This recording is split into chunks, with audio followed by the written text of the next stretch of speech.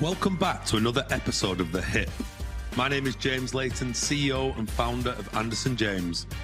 This is the podcast where every single week I bring you a leader from our sector to discuss some of the biggest challenges in UK housing today. Today I was delighted to be joined by Donna Cezair, Chief Executive Officer at Worthing Homes.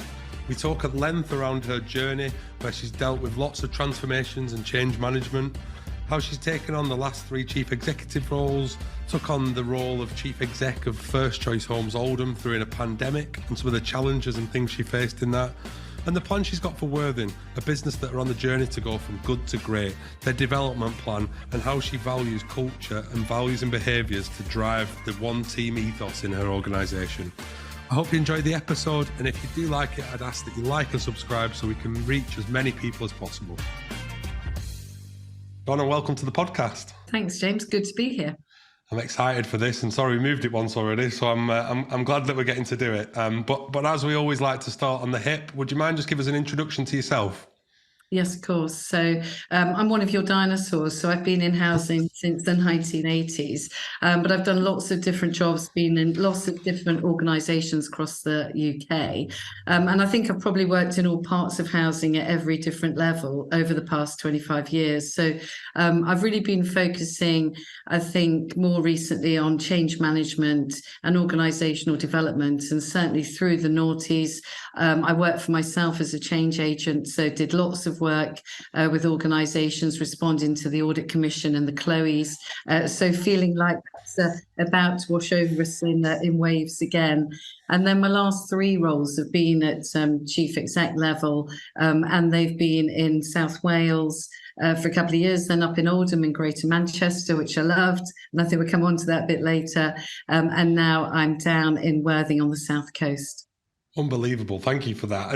And I suppose I always like to ask this, but how did you get into housing? I know you say in the 80s, but most people fall into it. What was your story and how did you get into the sector? Yeah, it's a bit of a long story. It's one of those Ronnie Corbett stories, I think. So my dad came over from Trinidad in the early 60s in the Windrush, and he joined the Navy. So I grew up in social housing in married quarters, and I went, like many forces kids, I actually went off to boarding school, and I went to one that was run by nuns, if you can believe. And so there was a lot of focus on social justice and on having compassion for others. And I remember them reading us a book by a woman called Sally Trench. I've been back and bought it more recently, called Bury Me in My Boots. And this was the story of a 15-year-old girl who lived in a very middle-class suburban household and used to climb out at night, go down to Waterloo Station with hot drinks and packets of fags and hand them out to the down and outs, as she called them.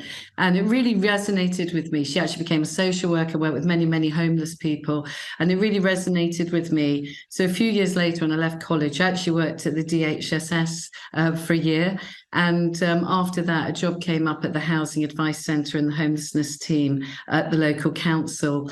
And so it just felt like that was absolutely calling out to me. And so the rest is history, as they say.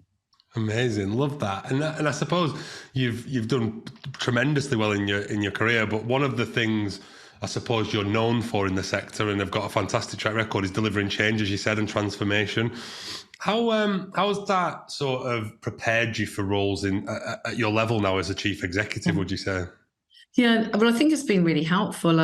Just thinking back over how I might approach big changes and transformation, although I think the transformation word's gone out of fashion now, hasn't it? I was just thinking, sort of going into a CEO role, it's kind of really getting under the skin of the organisation and thinking about what change might be needed and why, and then really thinking about how you can set a compelling reason for change. So trying to take colleagues with you, thinking about why it's important and what benefits it will bring. And then I think you need to know where you're going. And I think you'd never get in a taxi, would you, and just ask them to take you wherever they fancy. So I do think you've got to need to know where you're going. So I think setting a vision and a key direction is absolutely essential for any chief exec. And I think as part of that, you need to have a clear purpose and a very clear why. And I think It's quite interesting to me. I think over the last few years, this idea of purpose has become really important, hasn't it? And I think, Yeah. particularly with Gen Z, I think the average time that people spend in a company now is about 3.8 years. So having that purpose, having something compelling is really interesting. And then I think leading change is all about communications, just every different type of communication, keeping it simple, talk the talk, walk the walk. And I think there's not just one channel. You have to keep people up to speed, keep people involved. I think you have to find ways to keep removing the obstacles and encourage everyone to get involved, encourage learning, encourage people to share their ideas. And I was quite proud this morning. I was leading a company update in Worthing, and we ended it with a short survey. And we got everyone to get out their phones, go to the QR code on the screen, and go straight to a survey. And I know, so I'm a bit of a dinosaur, so I was quite thrilled that we're using the tech a bit better. That was all about getting people's input, people's buy-in. And I think so. Last bit I'd say is around this is that getting that hearts and minds piece. Really thinking about the sort of organization you're trying to be. How can we make the changes the right ones? And then how can we try and make sure the changes stick and we become a force for good? So I think going through all of those things, as I took up a CEO post, I realized that sort of stood me in good stead. Yeah, no, that's a great answer. And I suppose you talked about hearts and minds there. That's got to be the most important thing, right? Is getting the behavioural change part right in terms of hearts and minds. What have been some of the major changes you've seen over this in the sector over that period that you've worked in it? Has there been anything fundamental that you think that has really changed since the 80s, or are we still in this pattern of behaviours over a period of time?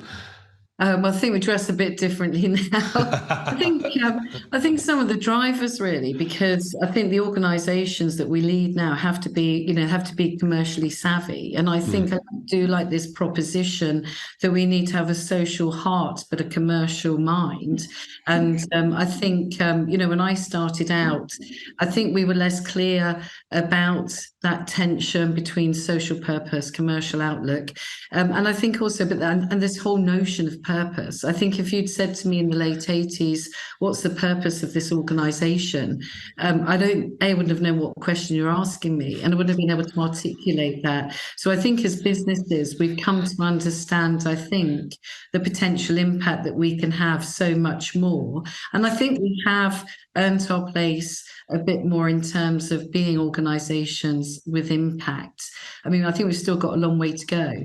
But I think for young people coming in now, there is something they can very much hold on to. And for me, again, that's the hearts and mind piece. And I think even for colleagues who have been around for a long time, I think just understanding the impact that we have on people's lives and on society. What we do is so much bigger, isn't it, than I don't know if people would use the words, but making widgets. But we are making a fundamental difference to people's lives. And I think for me, just being able to articulate some of that, being able to evidence it with the outputs that we can measure, I think just really cements the value of what we do. Yeah, no, I agree. And I think, what would you say are some of the more difficult things that you have to come to grips with to become a chief executive? Obviously, I look at it from a talent landscape, but I would say that we're going to need to develop that next wave of chief executives in the next 5 to 10 years. What are some of the things fundamentally that you think you have to change in your leadership style to be a chief exec rather than being a director, for example? What were some of the things that you've had to learn and upskill yourself on to become a chief executive?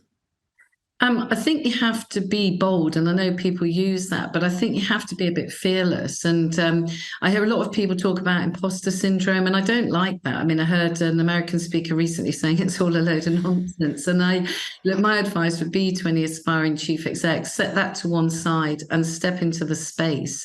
And I think that's what I mean by being fearless. I think you have to set your cap at it, think about what you bring, because none of us can be good at everything. So I think one of the learning journeys for me was, what am I really good at, and how do I play to those strengths, and how do I gather people around me who have all those great skills that I don't? And there's a lot of them.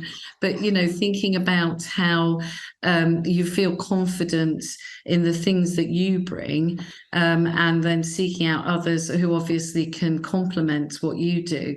But I think it is about that being ready to lean into the difficult times. And I think certainly for leading organizations now, we have so many tensions, so many pressures. I think just trying not to get overwhelmed by it. I mean, I know that a number of speakers talk about how they manage themselves, how they create space, how they manage their own well-being.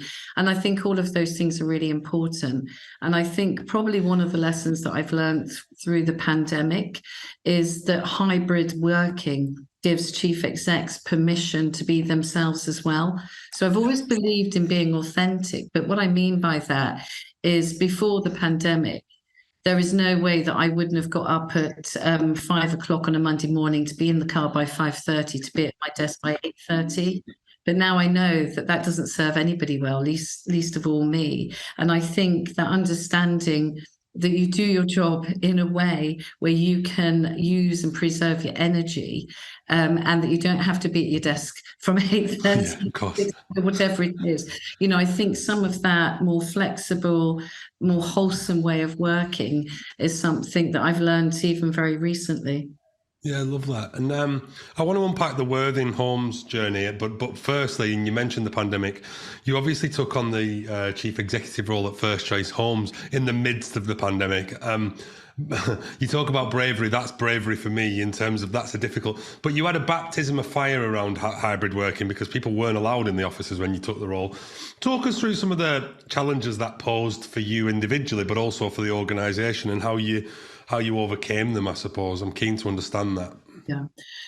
Yeah, absolutely. It was an interesting morning, my first day, when I stepped into my kitchen and thought, I'm now responsible for 11,500 properties 180 miles away. So it was kind of, this is going to take some courage and some creativity.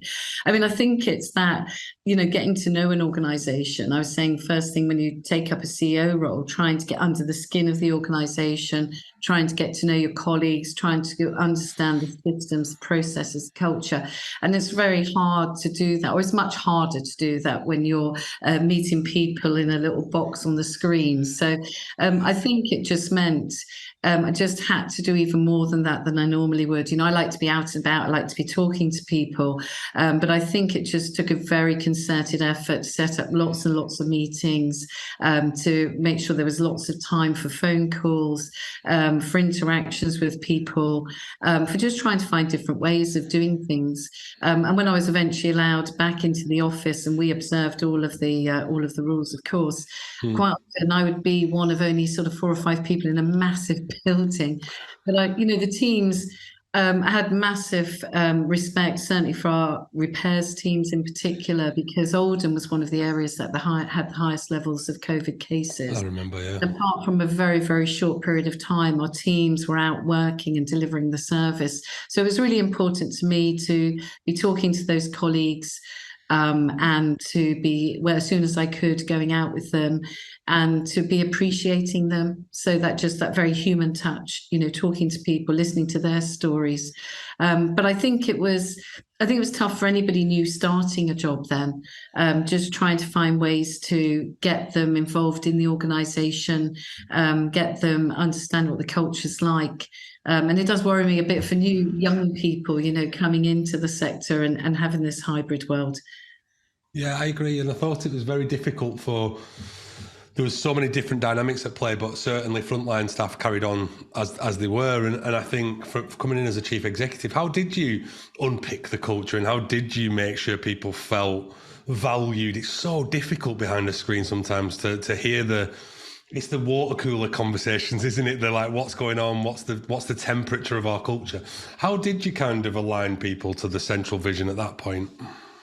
Well, first I was trying to understand the organisation. So I said a lot of phone calls. I went to every team meeting in the organisation.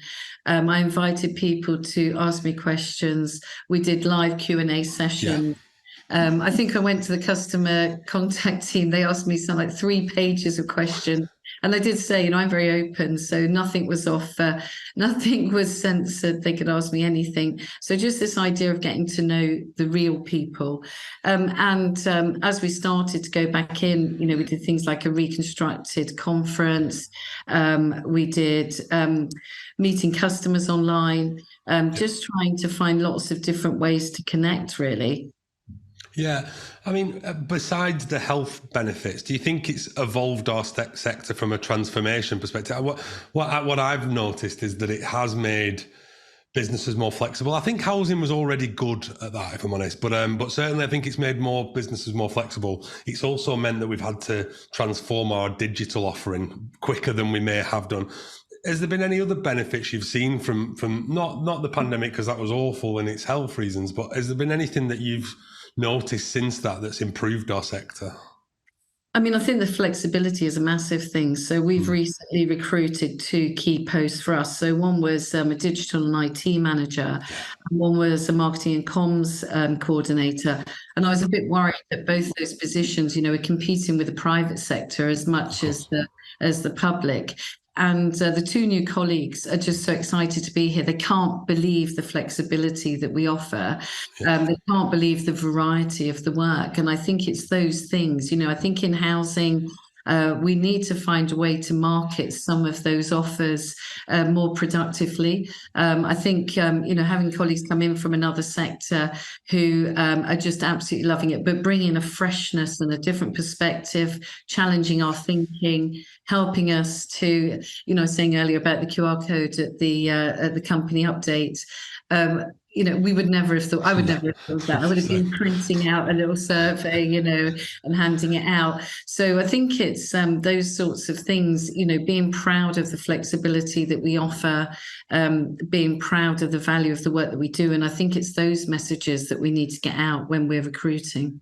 Yeah, exactly. And if you just reflect on that period, and then I want to really speak about Worthing, what are some of the things that were some of the highlights for you? And I really like First Choice Homes as an organisation. They've been through their difficulties, and it's a tough place to be, and it was during the pandemic, especially given their high levels of COVID cases. What are some of the things that you reflect on that you're really proud of in that time?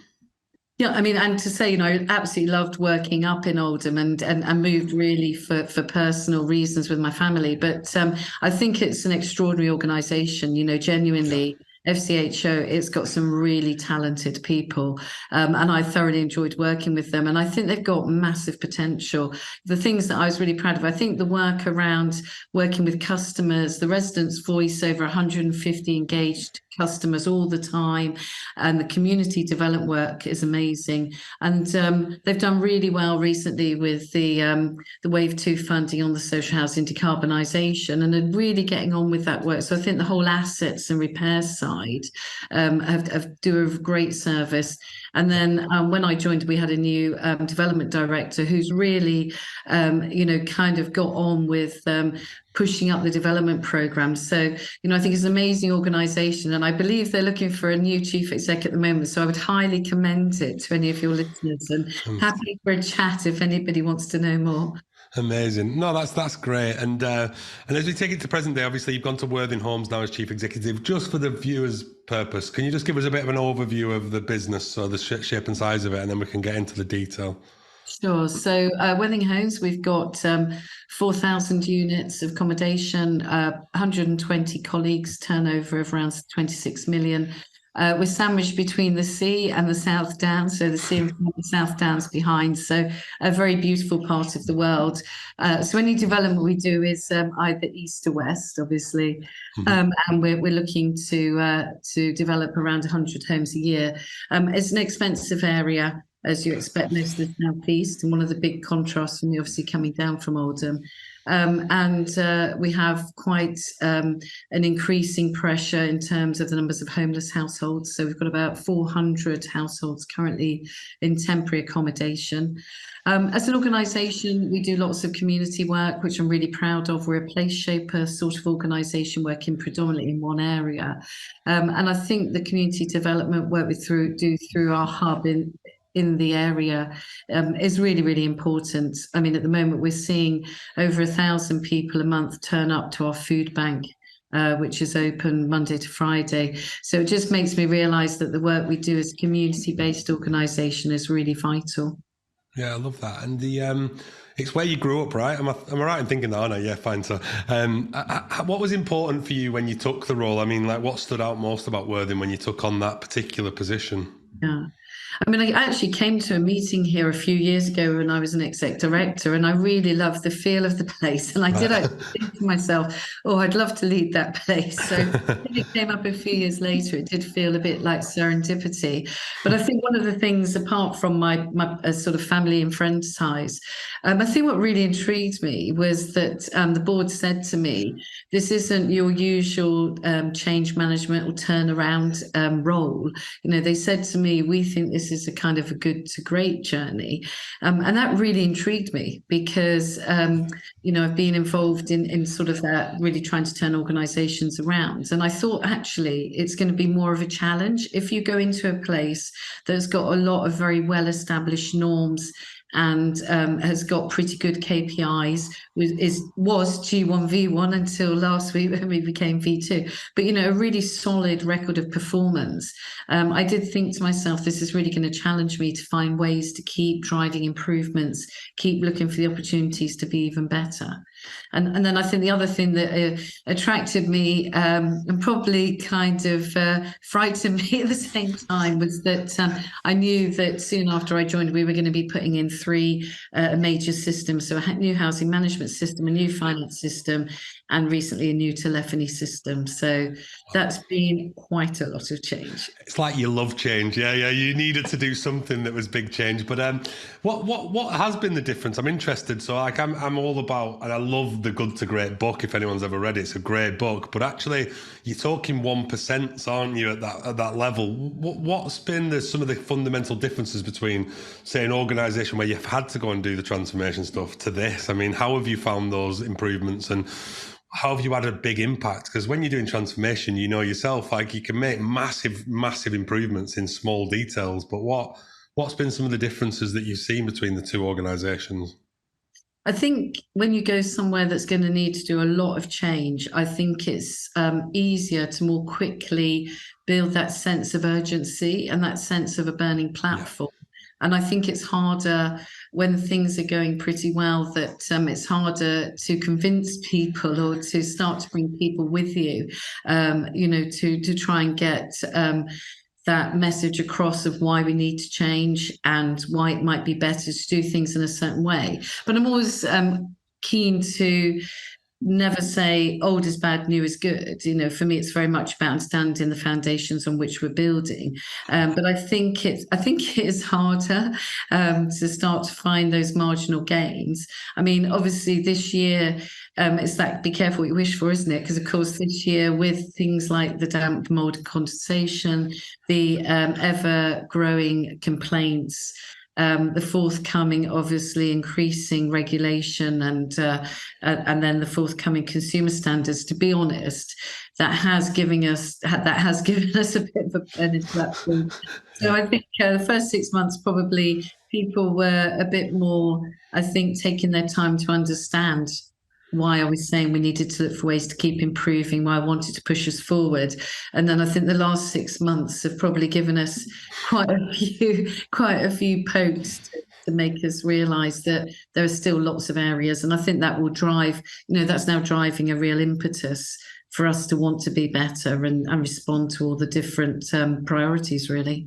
Yeah, and I know we've spoken off camera about this a little bit, but for you, culture is very, very important, and having a set of values and stuff. Do you mind just telling the audience just a little bit around the one team ethos and what that means to you?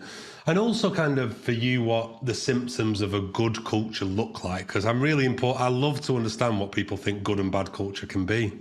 Yeah, I mean, I think within an organisation the size of Worthing Homes, you can really get your arms around it, you know. And I was reflecting on this and thinking, you know, one of the things I love about housing is that there's space for everyone, isn't there? Large and small. And I think the size that we are, we're like a small neighbourhood unit of one of the large organisations. So I'm really keen for us to find that synergy amongst all of the colleagues and amongst our processes and be really high performing and almost be like a blueprint for how you could run one sort of neighbourhood area. So we've been doing work on building a culture strategy to underpin our corporate strategy. And it kind of leads on to your second question around, so what's good and bad culture and what do you mean by culture? Because people always say, don't they, you can't define it.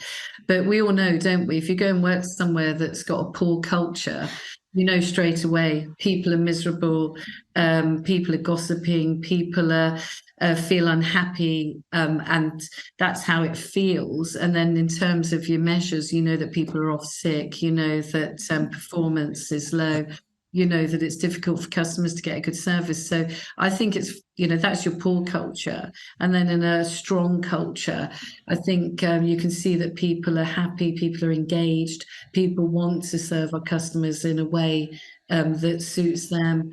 And I think that strong culture, I think you can define what sort of organisation do we want to be? What sort of organisation, how do we want to feel every day when we come into work? You know, I realise that not every day is a party, but there is that difference, isn't there, between walking through the door and feeling, yeah, come on, let's do it, or walking through the door and just feeling your heart sink and feeling low. So, yeah, so for me, it's really important that we build a culture where people want to come in, they want to be part of something, that gives them lots of benefits, and so they really enjoy it. I mean, something I heard the other day, James, I think you might enjoy, was about, they were talking about the Maslow's hierarchy of needs. And in the room, there were commentators who were saying that he never meant it to be a hierarchy, first off.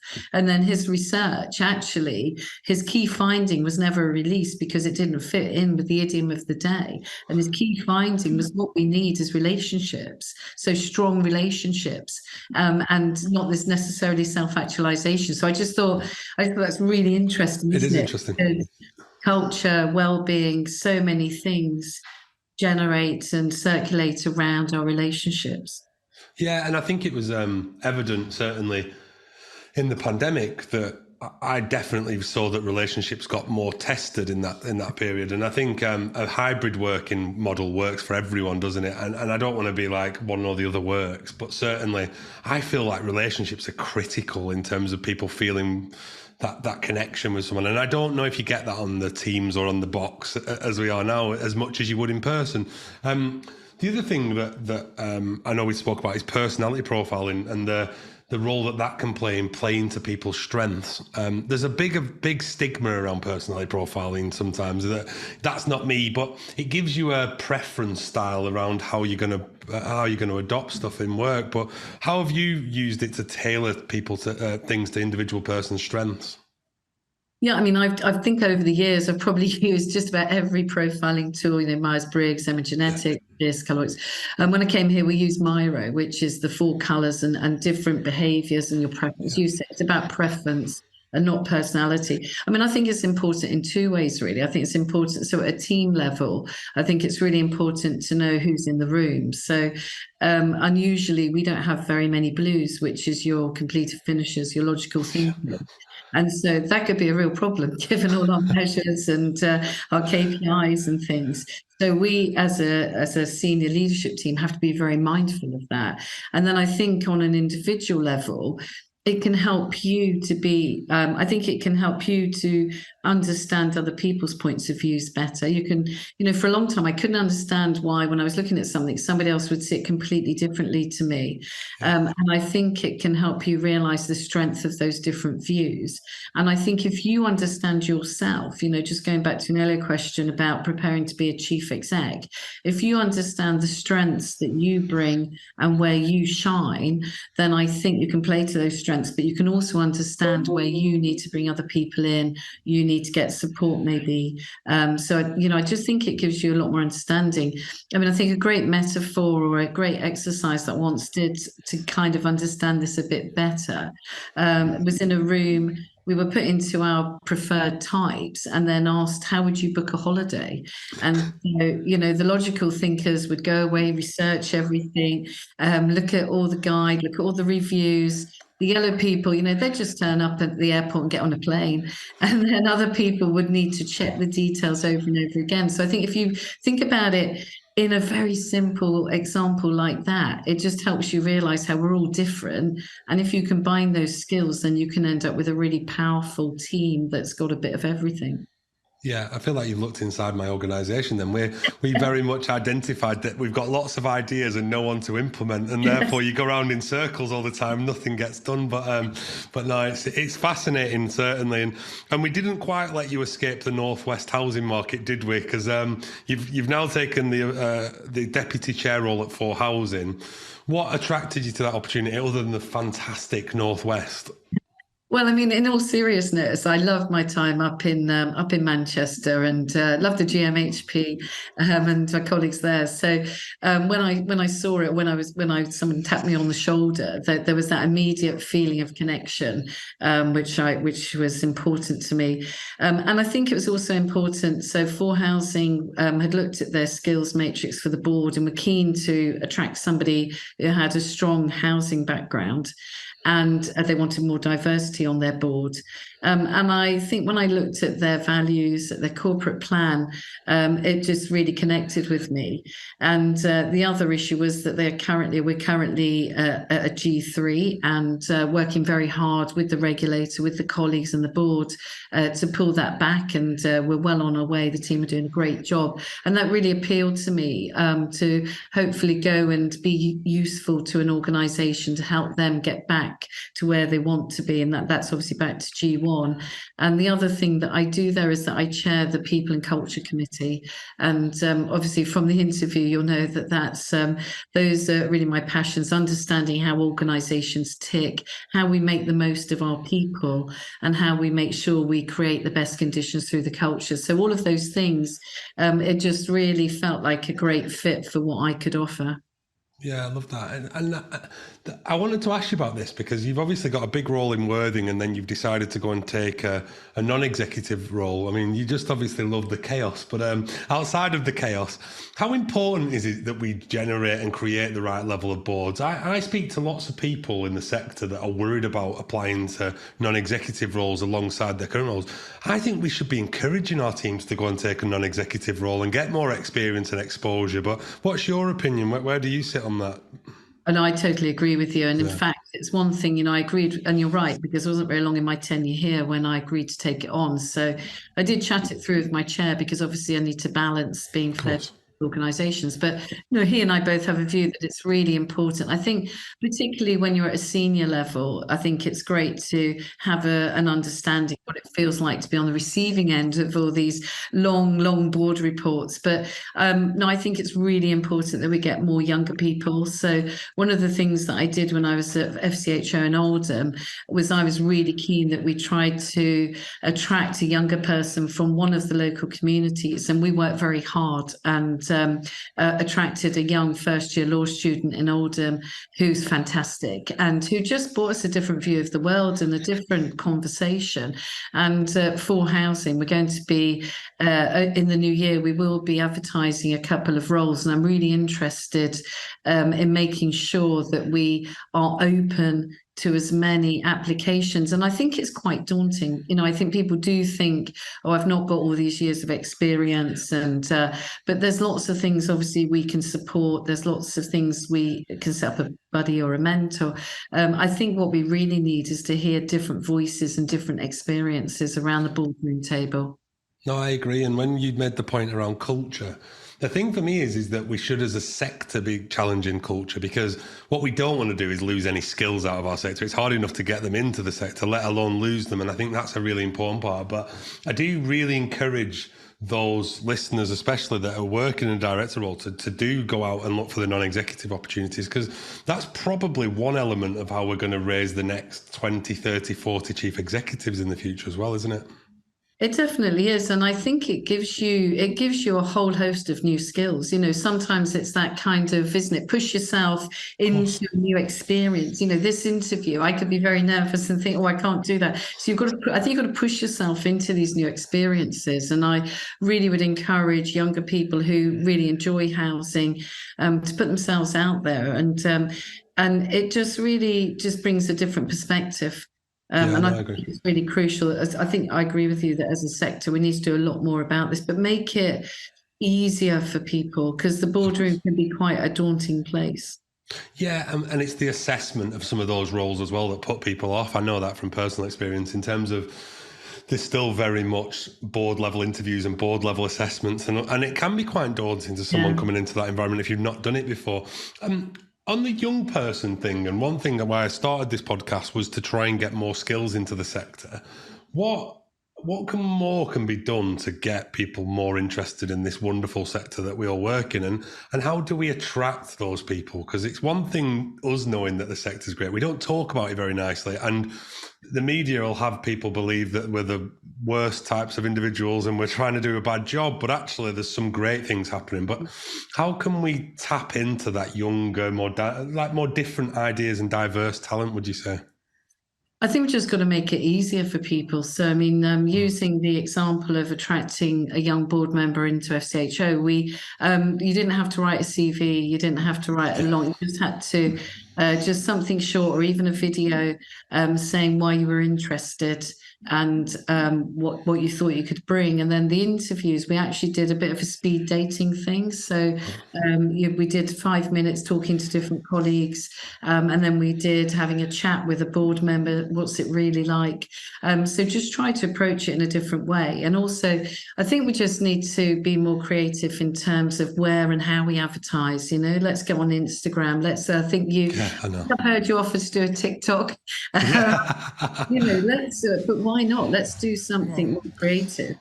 I always think with recruitment, what is it we're actually trying to test? If you ask someone to do a presentation, is that relevant? If you're asking someone, so I just think that we just need to think of different ways and get out, talk to young people. Like I know a lot of listeners go and talk in schools, those sorts of things. Podcasts, things like this. I think it's good to just be on different media. So even if people stumble across us, they might think, oh, that sounds interesting. So I think we just have to try and be more creative. Yeah, and we said off camera, we were talking about family, and I've got a daughter at 14. She won't apply to a job through Inside Housing when she gets to the age that she's looking for work. So you've got to reach people on omni channels. And certainly I think I agree with you on the interview thing. Some of the best people that work in my leadership team at the moment were probably weaker at interviews, and they're the best people I've ever employed. And we've got to find creative ways to assess candidates and individuals, because not always the best speaker is the best person for the job. No, and I think it's also, I mean, some work I was doing a little while ago on neurodiversity, and I was going to be involved in an interview with a young person with autism, and we were asked to send the questions through first. And then some of the questions were quite ambiguous. And this just got me thinking about, why don't we send the questions for any interview out before the interview? And why don't we absolutely make sure they're plain English? Or why don't, I think there's so many things we've done that we do as a habit because we've done them for so long.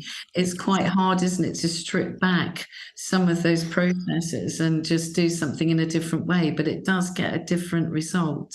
Yeah, I mean, CVs, you mentioned it yourself. It's like, that must have been the same way for what, 20, 30? I don't know how long it's been going, but surely there's a new way of doing that now in the world that we live in.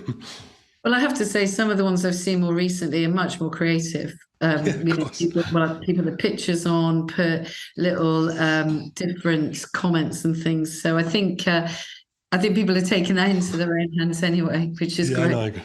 And as you look to the future, a few last questions that I wanted to speak to you about. I mean, you're now settled in the role at Worthing. Kind of what are some of the priority areas for you to deliver in your tenure, and what are some of the things that you've prioritised to deliver? I know you mentioned some of the telephony and other things, but what are some of the priorities that you're looking to deliver in your tenure?